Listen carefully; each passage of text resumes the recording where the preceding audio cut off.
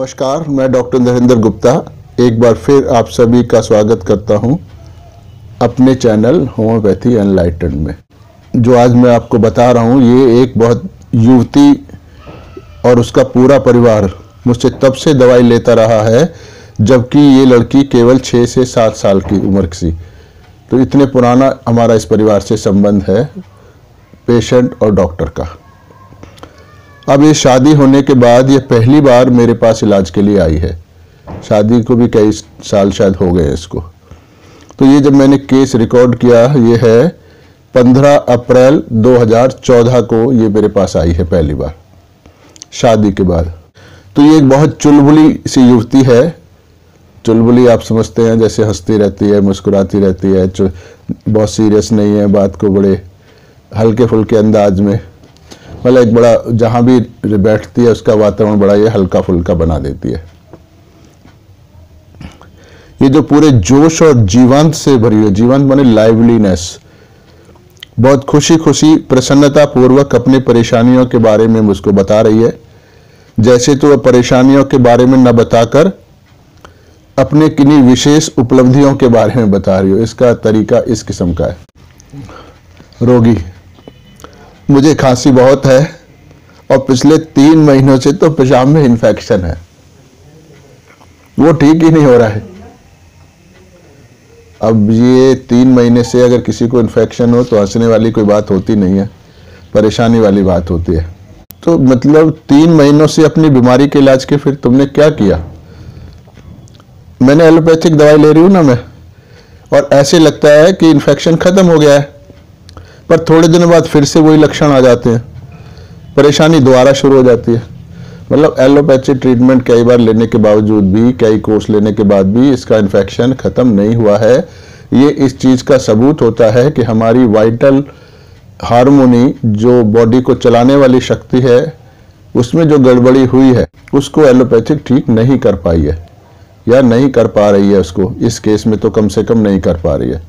और जब तक वो रिस्टोर नहीं होती है, उस एनर्जी की फंक्शनिंग रिस्टोर नहीं होती है, तब तक बीमारी क्योर नहीं होती है, पेशेंट वापस हेल्दी नहीं होता है। चाहे वो कोई भी सिस्टम हो, चाहे वो होम्योपैथी हो या कुछ और सिस्टम हो। मैं उससे पूछता हूँ भी ये बार बार हो रहा है तो इसको एलोपैथिक डॉक्टर आपको इसकी क्या वजह बताते हैं? मरीज, उन्होंने ये कहा था कि दवाई का कोर्स खत्म होने के 3-4 दिनों बाद दोबारा पेशाब की जांच करवाओ कि पेशाब में कोई पस सेल खत्म हुए या नहीं हुए। और अभी मेरा एलोपैथी का कोर्स 3-4 दिन पहले ही खत्म हुआ है। अब मैं सोच रही हूँ कि 1-2 दिनों बाद जांच करवा लूँ। अगर इसका कोर्स खत्म हुआ, प्रॉब्लम्स कोई नहीं है, तो फिर ये मेरे पास इलाज कराने क्यों आई है? कुछ तो गड़बड़ है ना, या तो ऐसा ही बता ही नहीं रही है या इसको कोई चिंता है। अरे इससे पहले आज तक कोर्स खत्म होने के बाद कभी भी तुमने दोबारा जांच नहीं करवाई है क्या? नहीं करवाई। तो जांच नहीं कराती है, फिर ये दोबारा बीमारी शुरू हो जाती है, फिर कोर्स लेती है, फिर जांच नहीं कराती। रोगी कहती है नहीं कराई, पर जब तक मैं कोर्स लेती हूँ तब तक मुझको थोड़ा बहुत तो इन्फेक्शन कम हो ही जाता है, पर पूरा ठीक नहीं होता। यानी इसके पेशाब की जलन वलन पूरी जाती नहीं है। उससे पहले इसके जो भी डॉक्टर ने कोर्स बताया उसको ये खत्म हुआ मान लेती है। शायद डॉक्टर लोग आगे कुछ करें पर ये वहां जाती नहीं है। तो मैं कहता हूं अच्छा, फिर आप बीच में ही इलाज क्यों बंद कर देती हो? डॉक्टर लोग 5 दिनों का एंटीबायोटिक का कोर्स देते हैं, उससे लगता है कि तकलीफ ठीक हो गई है, पूरा आराम कभी भी नहीं लगता है, और दवाई बंद करने के 6-7 दिनों बाद ही परेशानी फिर वैसी की वैसी शुरू हो जाती है। इसका मतलब है कि इन्फेक्शन इसका जाता नहीं है। शायद वो 5 दिन का कोर्स कम है, ज्यादा का होना चाहिए। मुझे ज्यादा जानकारी एलोपैथी के बारे में नहीं है, इसलिए मैं कोई टिप्पणी इसके ऊपर नहीं करूंगा। अभी आपने 5 दिनों का कोर्स पूरा कर लिया, तो क्या अब आपकी बीमारी पूरी तरह से ठीक नहीं हुई है क्या?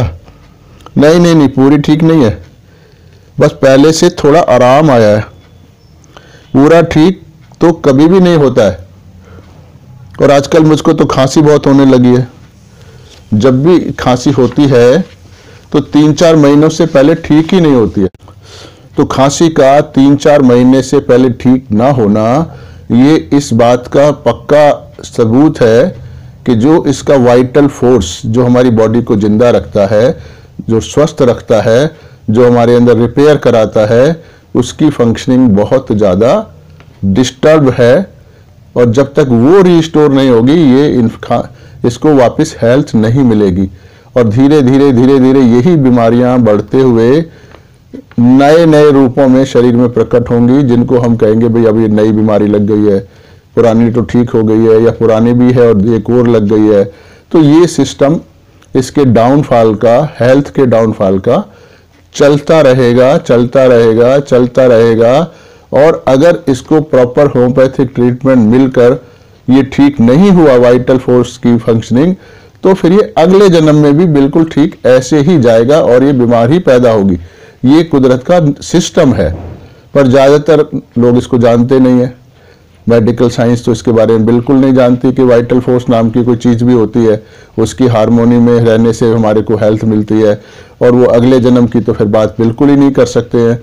तो ये सारा सिस्टम तब पता लगता है कि जब आप आध्यात्मिक रूप से ध्यान करते हैं और आपके अंदर कुंडलिनी नाम की शक्ति जाग जाती है। जब ऐसा होता है तो आपको पूर्ण सत्य यानी एब्सोल्यूट ट्रुथ पहली बार मालूम पड़ती है। तो मैं जो ये बातें कर रहा हूँ ये उसी अध्यात्म के आधार पर मालूम बता रहा हूँ, क्योंकि मुझको एब्सोल्यूट ट्रुथ यानी केवल ज्ञान का वरदान प्राप्त हो गया है कुंडलिनी जागृति के बाद। तो आप सबको भी हो सकता है, बड़ी आसान है ये, पर इसके लिए कोई गुरु शुरू बनाने की जरूरत नहीं होती है। ये एक स्वाभाविक प्रक्रिया है, जो खुद आत्मज्ञानी होता है उसकी कृपा से ये आपको मिलता है। और गुरु का भी केवल एक ही ज्ञान होता है कि वो आपकी कुंडलिनी जगाकर पहले ही दिन आपको कुछ ज्ञान अवश्य प्रदान करे, और फिर धीरे धीरे आपको केवल ज्ञान पूर्ण रूप से प्राप्त हो जाए, जो सहज योग में आसानी से हो जाता है। तो इस बार मैं जब बीमार पड़ी हूं तो इसी हफ्ते से ही हो रही है। इस बार तो खांसी, जुकाम, बुखार, पेशाब का इन्फेक्शन सभी कुछ हो गए। ये जो कुछ मैंने अभी ऊपर बताया है बिल्कुल ठीक वैसे ही इस रोगी के साथ घटित हो रहा है। यानी पहले केवल खांसी हुआ करती थी जो 3-4 महीनों में मुश्किल से ठीक होती थी, और अभी खांसी के साथ ही नए नए रोग भी लग गए हैं, और ठीक ऐसा ही अभी मैंने कुछ देर पहले आपको बताया भी है। और अभी आगे और बड़ी बड़ी बीमारियां जन्म लेंगी जो इसी का बिगड़ा हुआ रूप है। पर हम लोग कहेंगे भाई अब नई बीमारी लग गई है, तो नई बीमारी नहीं लगती है। वो बीमारी बॉडी क्या यानी वाइटल फोर्स का जो डिरेंजमेंट है वो ही और ज्यादा खराब होता चला जाता है। तो मैं आगे से बात करता हूं। अच्छा, तो खांसी 3-4 महीने में ठीक होती है, तो साल में ऐसा कितनी बार चलता है जी? और ठीक होने के बाद दोबारा कितने दिनों के बाद शुरू हो जाती है? 3-4 महीने का मतलब साल में तो 3 बार हो गई। अगर 3 बार हुई तो इसका मतलब एक बार भी सही नहीं, एक दिन भी सही नहीं रही है। अरे अभी मुझको खांसी अक्टूबर 13 में हुई थी, तो दिसंबर में जाके ठीक हुई। अक्टूबर, नवंबर और दिसंबर, वही लगभग 3 महीने। मैंने डॉक्टर को दिखाया था तो उन्होंने अपना पूरा कोर्स दिया था, वो कोर्स मैंने पूरा लिया। उसके बाद मैं कफ सिरप लेती रही थी, पूरे 3 महीनों में ठीक हुई मेरी खांसी। तो अब इस खांसी के बारे में कुछ मन में बात चलती रहती है क्या? क्योंकि खांसी इतने लंबे समय तक चलती है तो उसके बारे में कुछ तो चिंता फिक्र रोगी को आना चाहिए ना। जब आप देखें अक्टूबर 13 में जो खांसी में 3 महीने में जब ठीक हुई थी, तो उसके बाद अब है कि दिसंबर में खांसी सही होने के बाद अप्रैल में 4 महीने के बाद इसको दोबारा हो गई रोगी। अभी मुझे खांसी अक्टूबर 13 में हुई थी और दिसंबर 13 में ही वो ठीक हुई, यानी लगभग अक्टूबर, नवंबर और दिसंबर लगभग 3 महीने में ठीक हुई। और मैंने डॉक्टर को दिखाया था, उन्होंने अपना पूरा कोर्स दिया था, वो कोर्स मैंने पूरा किया। उसके बाद भी मैं कफ सिरप लेती रही और तो खांसी पूरे 3 महीने में ठीक हुई। और में ये फिर हो अप्रैल 14 में फिर हो गई है, क्योंकि अभी मेरे सामने बैठी हुई है। तो मैं इससे पूछता हूँ, तुम्हारे को खांसी इतनी बार होती है तो इस खांसी के बारे में आपके मन में कोई चिंता फिक्र वगैरह कुछ ना कुछ तो चलता ही होगा। रोगी हमेशा की तरह खुलकर हंसती है। अरे क्या अंकल, लगता तो है कि खांसी ठीक होने में फिर से 3-4 महीने ले लेगी। और क्या लगेगा। तो मैं पूछता हूँ खांसी से तुमको कोई परेशानी महसूस नहीं करती हो क्या, जो इतना मजा ले रही हो? अब खांसी है तो फिर है तो वो अपना विषय अचानक बदल देती है, जो इसका संकेतक है कि नया विषय इसके लिए पहले वाले से ज्यादा महत्वपूर्ण है। तो जो विषय महत्वपूर्ण होता है हमारा अटेंशन वहां पहले जाता है। तो इसीलिए जिस टॉपिक पे मैं बात कर रहा हूं, इसने वो टॉपिक बदल दिया है अचानक बिना जवाब दिए। तो इसका मतलब जो नए टॉपिक पे बात करेगी वो इसके लिए बहुत ज्यादा जरूरी है। अब मेरे देखो छोटे बेटे को भी मेरे से खांसी हो गई है।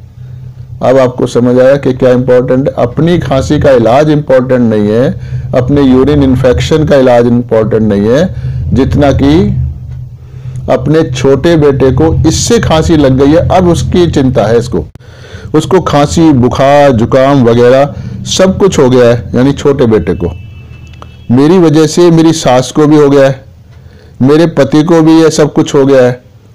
तो यह रोगी की अपनी धारणा है, यह जरूरी नहीं है कि उसके कारण परिवार के अन्य सदस्यों को भी यह बीमारी लगी है। जब तक अन्य लोगों का वाइटल फोर्स पूरी हार्मोनी में रहेगा तब तक उन लोगों को इससे रोग नहीं लग सकता। क्योंकि अगर आप देखें जब इन्फेक्शंस होते हैं, जब कोई महामारी फैलती है, तो उसमें पूरी दिल्ली में मान लो 1 करोड़ लोग हैं, तो उन 1 करोड़ लोगों में से जो बीमार पड़ने वाले हैं उस महामारी के दौरान वो तो कुछ हजार ही होते हैं। तो इसका मतलब है कि ये नहीं कि वो उनका इन्फेक्शन और कुछ हजार लोगों को ही हुआ है, पर उनकी अपनी इकोनॉमी इतनी वाइटल फोर्स इतना कमजोर है, खराब है कि उनको वो इन्फेक्शन पकड़ लिया उन्होंने। बाकी लोगों का उससे प्रोन नहीं थे तो वो नहीं हो पाया बीमार। तो इस ऑब्जर्वेशन से ये सिद्ध होता है कि इंसान को बीमार पड़ने के लिए उसका अपना वाइटल फोर्स में डिसऑर्डर होना जरूरी है, तभी वो बीमार होता है। तो उन लोगों को बीमारी लगने का स्पष्ट कारण है कि उनके अपने वाइटल फोर्स में गड़बड़ी आई हुई थी, यानी बच्चा, सास और पति, जिसके कारण इन्फेक्शन के संपर्क में आते ही उनको भी इन्फेक्शन हो गया। यह समस्या निश्चित रूप से यह दर्शाती है कि परिवार में कोई ना कोई समस्या जरूर चल रही है, जो सबका वाइटल फोर्स खराब है। ये लड़ाई झगड़े हो सकते हैं इस परिवार में, इस चीज का पक्का सबूत है। मतलब हो सकते का मतलब लड़ाई झगड़े चल रहे होंगे, मन मुटाव चल रहा होगा, तभी ये सबकी इकोनॉमी खराब है। जब वाइटल फोर्स हमारा ठीक होता है तो परिवार में एक प्यार का वातावरण होता है, सुख संपन्नता होती है। और जब आपकी वाइटल फोर्स की स्थिति खराब होती है तो फिर आप कि किसी से पटती नहीं है, तो सब परिवार में भी और जहां भी आप जाते आते हो सब जगह एक नेगेटिव वातावरण का जन्म होता है, जो जहां हर प्रकार की परेशानियां आने लगती हैं। चाहे वो आपका अपना परिवार हो, ऑफिस हो, चाहे देश हो, समाज हो, सबके साथ स्थिति एक ही जैसी है। और उसमें भी हम कहते हैं कि उसकी वजह से ऐसे हुआ। जैसे आजकल आतंकवाद की समस्या है बहुत सारी से, तो हमको कहते हैं उसने ऐसे किया तो इसकी वजह से ऐसे आतंकवाद आ गया। ऐसा नहीं होता, वो वहां का जो स्पिरिचुअल वातावरण है वो खराब है, जिसके वजह से आतंकवाद ने जन्म लिया है। अब वहां का स्पिरिचुअल वातावरण आप ठीक कर दोगे, वहां सहयोग स्थापित कर दो उस एरिया में, आतंकवाद बिना किसी एफर्ट के खत्म हो जाएगा। तो वो स्पिरिचुअल पावर जो होती है वो सब कुछ सेट करती है। तो ये वाइटल फोर्स भी स्पिरिट लाइक होता है। इसीलिए ये जब वाइटल फोर्स की हार्मोनी होती है तो उस परिवार में प्यार, मोहब्बत और खुशहाली होती है, ना कि इस किस्म की बीमारियां होती हैं। तो मैं अब इससे पूछता हूं, अब तुम मेरे पास खांसी के इलाज के लिए आई हो या दोनों, यानी खांसी और पेशाब का इन्फेक्शन दोनों के लिए आई हो? क्योंकि ये जो तकलीफें तुम्हें हो रही हैं उनको लेकर तुम्हारे मन में क्या चिंता वगैरह कुछ लगी हुई है क्या रोगी जी? अब यूरिन इन्फेक्शन है तो आप एक तो सुविधाजनक मतलब कंफर्टेबल नहीं रहती, यानी यूरिन इन्फेक्शन के साथ ये कंफर्टेबल नहीं रहती है, परेशानी होती रहती है इसको। और वहां पर मतलब नीचे के एरिया में थोड़ी बहुत खुजली सी होती रहती है, दर्द होता रहता है, कभी नहीं होता दर्द, पर खुजली हमेशा होती रहती है। और इस बार जो ये इन्फेक्शन हुआ है उसमें मुझे बार बार पेशाब करने नहीं जाना पड़ रहा है, पर वहां खुजली बहुत बनी हुई है। यह बताते हैं अब रोगी थोड़ा गंभीर हो गई है। जो पहले बॉडी चहक रही थी, चुलबुली सी हो रही थी, तो यानी ये बीमारी इसके ऊपर मन पर असर डाल रही है। जैसे तो इन तकलीफों को उसके मन पर काफी प्रभाव पड़ रहा है। इसमें थोड़ी सी परेशानी तो होती है, और खांसी तो सभी को परेशान करती रहती है, सभी माने परिवार वालों को भी। मैं इससे पूछ रहा हूं भाई, तो मैं ये जानना चाह रहा हूं कि अब आपने एलोपैथी से मेरे पास होम्योपैथी की तरफ क्यों इलाज के लिए आना चाहती हो? अरे आपसे तुम कितने सालों से दवाई लेते रहे हैं? दवाई तो कितने सालों से लेते रहे हैं, पर ये शादी के भी कई साल बाद आई है, इसका बच्चा भी हो गया, बड़ा भी हो गया, जब से नहीं आई थी, जो बीमार भी रहती है। तो ये इसलिए नहीं आई कि मेरे पास काफी समय से इलाज लेती रही है कि तो मेरे लिए कोई वफादार है मेरी। ये इसके बात करने का तरीका है, चीजों को मोल्ड करने का तरीका है। तो ये दोबारा मैं इसको दोबारा पढ़ता हूं। अरे आपसे तो कितने साल से हम दवाई लेते रहे हैं, आपकी दवाइयां कितनी असरदार होती हैं जी, इसलिए आई हो। अब आपको समझ आया ये इसलिए आई है। अब इसको याद आया कि कहीं से कुछ नहीं हो रहा तो वहां डॉक्टर नरेंद्र के पास जाऊंगी तो मैं वहां ठीक हो जाऊंगी, इसलिए आई है, ना कि इसलिए आई है कि क्योंकि ये मेरे से बचपन से दवाई लेती है। दोनों बातों में बड़ा अंतर है। तो ये मक्खनबाजी की है इसने मेरी। अरे पर यह वजह होती तो तुम पहले भी मेरे पास इलाज के लिए आती रहती। अब तो तुम कितने वर्षों के बाद, लगभग 2 वर्ष बाद तुम मेरे पास दवाई लेने आई हो। नहीं, मैं आपकी दवाई तब से ही ले रही हूं जब मैं 5वीं क्लास में पढ़ती थी। 5वीं क्लास, और अब शादी और बच्चा, तो शादी के बाद तो कितने दिन के बाद आई है। अरे आपकी दवाई असरदार तो है ही, मैं एक बार में ही ठीक हो जाती हूं, इसलिए लगातार आने की मुझको जरूरत ही नहीं पड़ती। पर जब मैं बीमार होती हूं तो तुम्हारे पास ही आती हूं, मैं कहीं से आज तक कोई दवाई मैंने ली नहीं। तो ये भी तो झूठी बोल रही है, एलोपैथिक तो कितने कोर्स कर चुकी है, बीमार तो रहती है, मेरे पास तो आई नहीं। डॉक्टर, अच्छा आज ही वापस अपने ससुराल चली जाओगी या आगे दवाई फिर तुम्हारी कैसे चलेगी, क्योंकि एक दिन में तो ठीक होगा नहीं, क्योंकि ये एक दिन में बीमारी ठीक होगी नहीं। रोगी बताती है, मैं अपनी मम्मी को बोल दूंगी या फिर 1 महीने की दवाई मैं अभी ले जाती हूँ और बाकी मम्मी मेरे को भेजती रहेंगी आपसे ले जाकर। ये बहुत दूर नहीं रहती है, दिल्ली में ही रहती है, और इसका जो मायका है वो मेरे क्लिनिक के पास ही है। तो मैं उसको समझाता हूं कि अब आपकी तकलीफें जल्दी जल्दी होने लगी हैं इस बार, और बार बार ज्यादा दिनों तक चलने लगी हैं, इसलिए इनका इलाज लंबा चलेगा, आपको मेरे पास बहुत बार आना पड़ सकता है। हाँ, मुझे पहले कभी भी पेशाब में इन्फेक्शन होता नहीं था, तो मेरी डिलीवरी सिजेरियन ऑपरेशन से हुई थी। उसी समय मुझे टाइफाइड और पेशाब का इन्फेक्शन हो गया था, बहुत तगड़ा इन्फेक्शन था। उसे ठीक होने में पूरे 2 महीने लग गए थे, और उसके बाद से ऐसे ही चल रहा है कि कभी भी इन्फेक्शन हो जाता है। यानी इसका बच्चा भी 2 साल का लगभग हो गया है, तो ये 2 साल से तो पक्का इसको इन्फेक्शन चल ही रहा है। पर ये जो जिस ढंग से रिएक्ट कर रही है लड़की या महिला, उससे ऐसे नहीं लग रहा कि वो किसी गंभीर बीमारी से त्रस्त है, उसको इसका बहुत ज्यादा बोझा दिमाग पे नहीं है। मैं उससे पूछ रहा हूँ, बच्चा पैदा कब हुआ तुम्हारा? बच्चा 2 साल का है जी।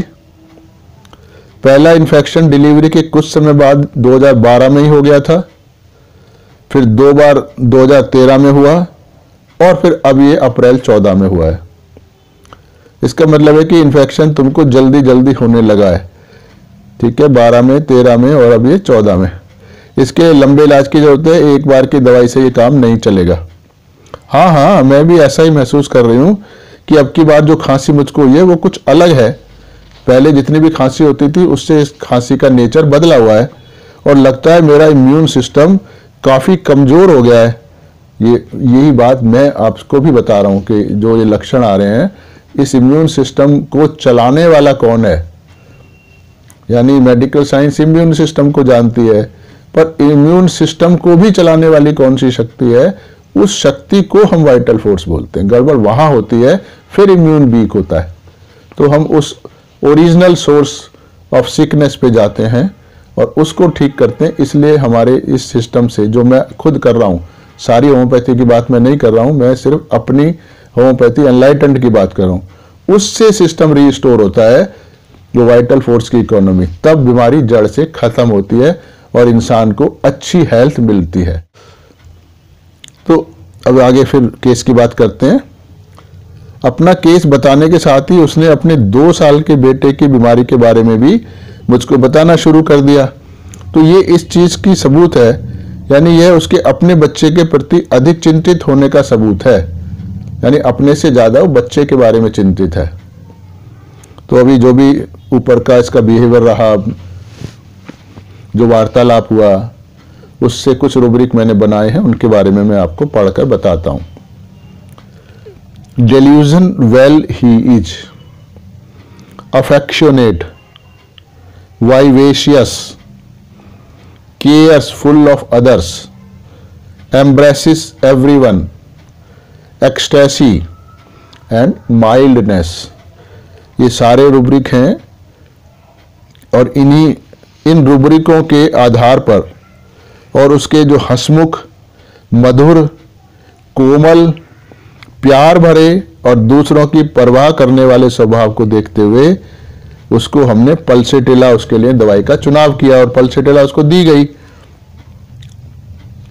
तो जब हमने ये केस रिपोर्टराइज किया इन 6-7 रूब्रिकों के आधार पर, तो इसमें 5 दवाइयां काफी नजदीक आई। एक पल्सेटिला, क्रोकस, फॉस्फोरस, हायोसाइमस और विरेट्रम एल्बम। तो इन 5 औषधियों में से अकेली पल्सेटिला को चुनने का कारण उसका मृदु और कोमल स्वभाव है। यह सबसे ज्यादा अपने बच्चे के स्वस्थ और उसके कुशल क्षेम, उसके हर प्रकार की खुशहाली की परवाह कर रही है। और केस देने के दौरान ही इसने अपने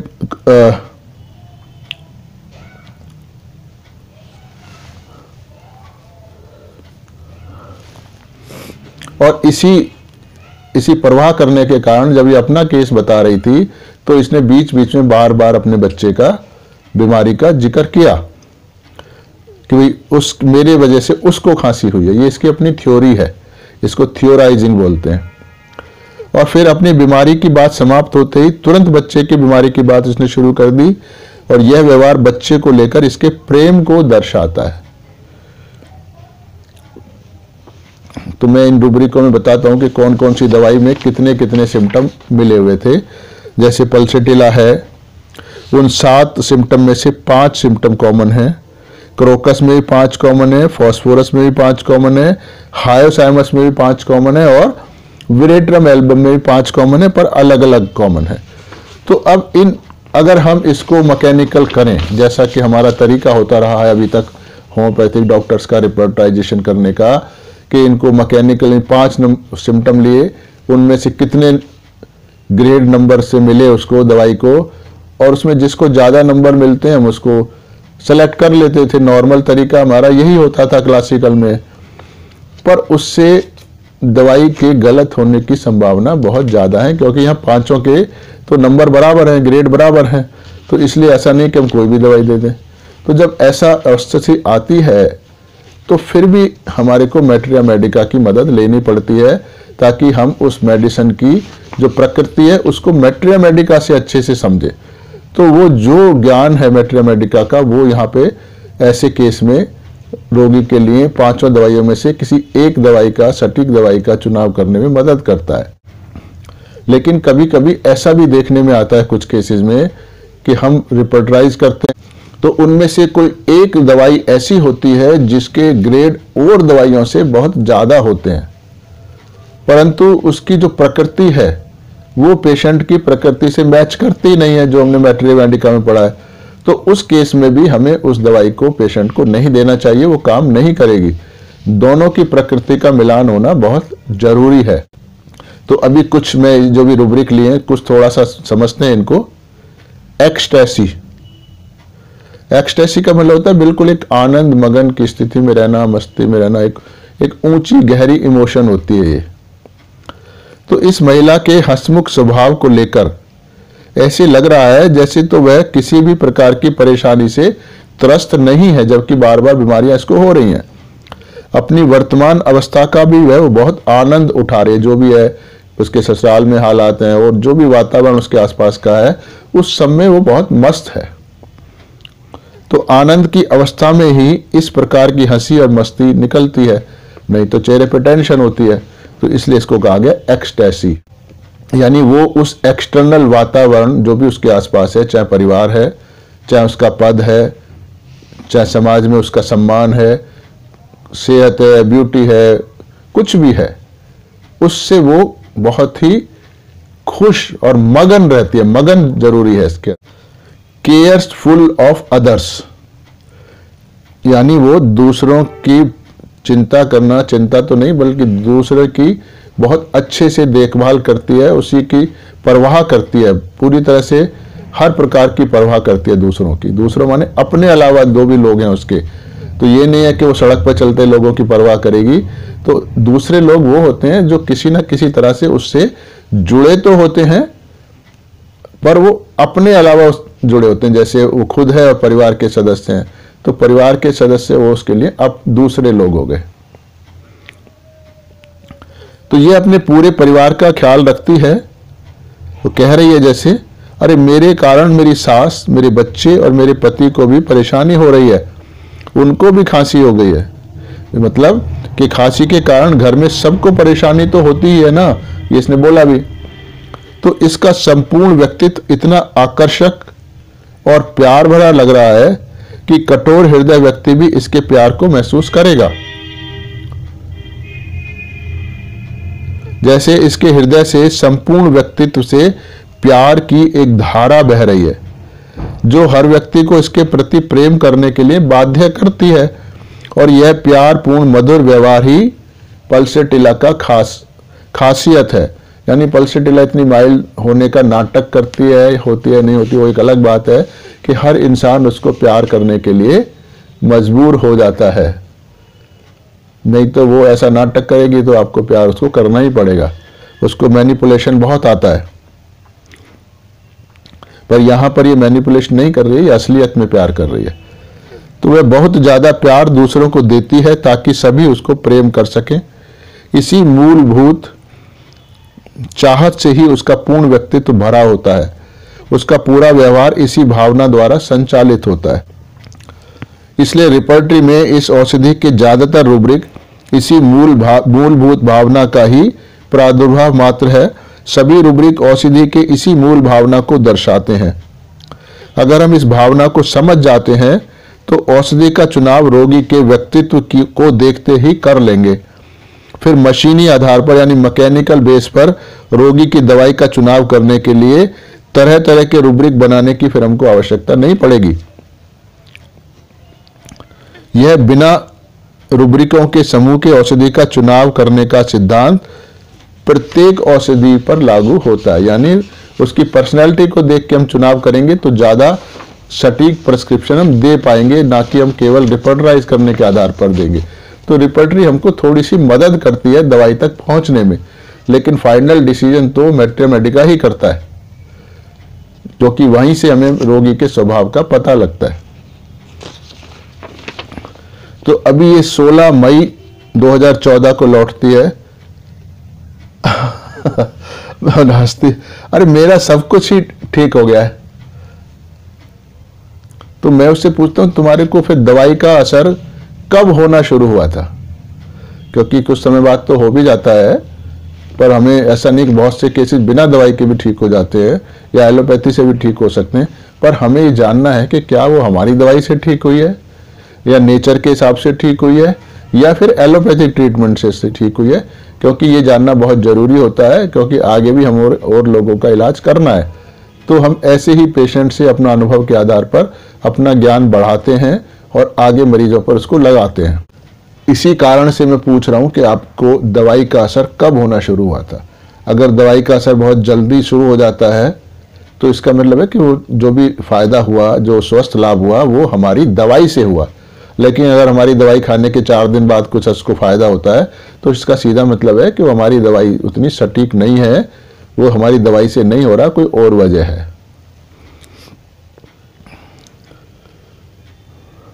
तो रोगी बताती है ये तो तभी शुरू हो गया था जी, मतलब 1 हफ्ते में तो मेरी खांसी और पेशाब का इन्फेक्शन बिल्कुल लगभग खत्म ही हो गया था।